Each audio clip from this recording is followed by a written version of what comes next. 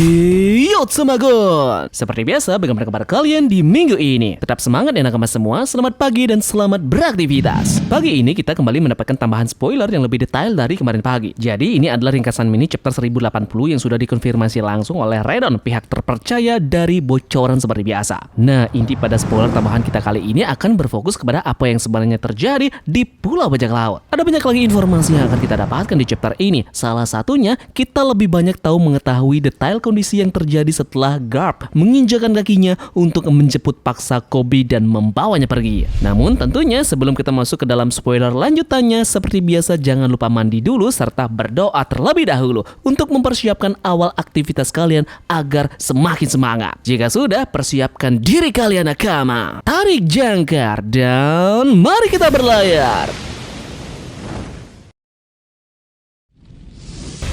Chapter One Piece 1080 kita kali ini diberi judul Legendary Hero. Chapter dimulai di Hachinosu, di mana itu adalah Pulau Bajak Laut. Beberapa bajak laut berbicara tentang ada seseorang yang kabur. Kemudian kita pun melihat bahwa Koby melarikan diri dengan tahanan lain. Flashback pun dimulai. Kita melihat bagaimana Perona menemukan Koby di dalam sel. Perona memberitahu Koby bahwa dia akan membebaskannya hanya jika Koby membantunya melepaskan Moria. Moria ternyata dipenjara di sel yang lebih dalam. Kita tidak bisa melihat Moria di chapter ini. Nah, Koby ini menerima permintaan Perona dan sekarang dia juga membantu membebaskan tahanan yang lainnya. Kemudian bajak laut lainnya di Hachinosu mencoba menangkap Koby. Mereka ingin memberikannya kepada Grossguild karena bounty Koby adalah 5 bintang. 1 bintang sama dengan 1 peti harta karun yang berisi sejumlah 100 juta berry, jadi harga buronan Koby sekitar 500 juta berry. Biasanya hadiah untuk kapten angkatan laut di Grossguild hanya 1 bintang, namun Koby berbeda dan memiliki gelar pahlawan. Kemudian untuk marinir jadi hadiahnya jauh lebih tinggi daripada kapten angkatan laut biasa. Kondisi Koby sekarang lari dari bajak laut lain, dia bertindak sebagai umpan bagi para tahanan lainnya.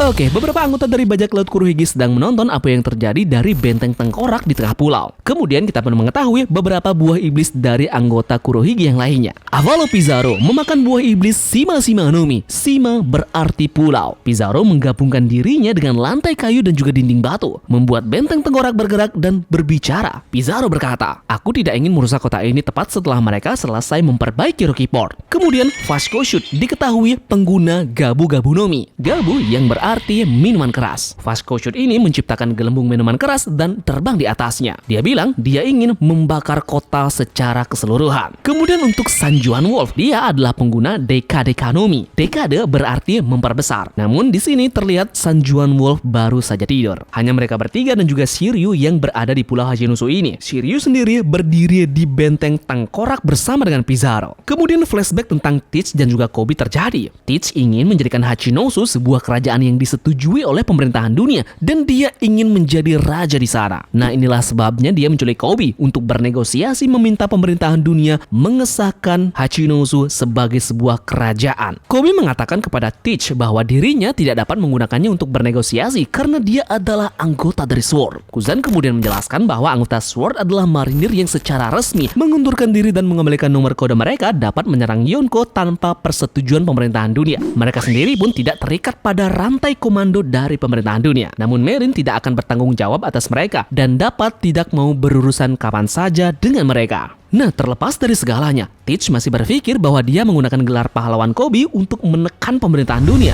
Kemudian kita kembali lagi ke masa sekarang. Sword tiba-tiba menyerang Pulau Hachinosu. Beberapa dari anggota Sword pun diperkenalkan. Komandan Hibari, gadis yang muncul bersama Helmeppo, meminta bantuan untuk menyelamatkan Koby pada chapter 1061.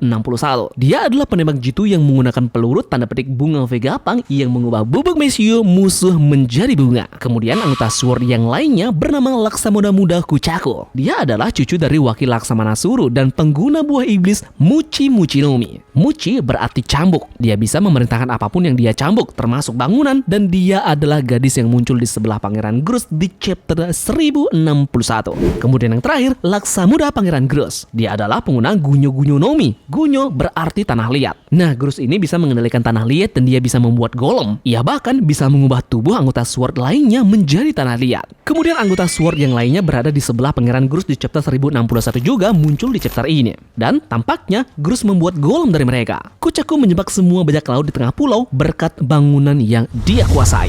Bocoran One Piece chapter 1080 ditutup dengan kapal Garp yang tampak terbang di langit. Ini seperti Thousand Sunny saat menggunakan Garp the Burst. Helmeppo dan juga Tashigi bersama dengan Garp di kapal. Garp kemudian turun ke tengah pulau dan menggunakan serangan pukulan besar yang disebut Galaxy Impact. Pukulan Garp ini menghancurkan seluruh kota. Garp kemudian berkata, "Kalian tahu siapa yang kalian culik? Koby adalah masa depan angkatan laut dan muridku yang tercinta." Eits, tidak ketinggalan bahwa di minggu depan chapter akan libur ya. Oke, jadi itu saja spoiler lengkap yang kita dapatkan di pagi ini. Untuk mengalau kualitinya, kemungkinan diprediksi akan turun di siang ini. Jadi sebentar lagi kita akan bisa melihat bagaimana kekuatan dari sang kakek Garp ini yang menghancurkan sebuah kota hanya dengan satu pukulan. Kemudian untuk percakapan antar karakter secara detail akan Tamagon upload di besok siang nakama dalam review One Piece chapter 1080. Yep, sekian saja pelayaran kita hari ini. Kita akan menuju pulau berikutnya untuk mereview chapter 1080 yang luar biasa mencengangkan ini. Terima kasih dari kalian yang sudah mau ikut berlayar bersama-sama hari ini ya. Mohon maaf jika ada salah-salah kata.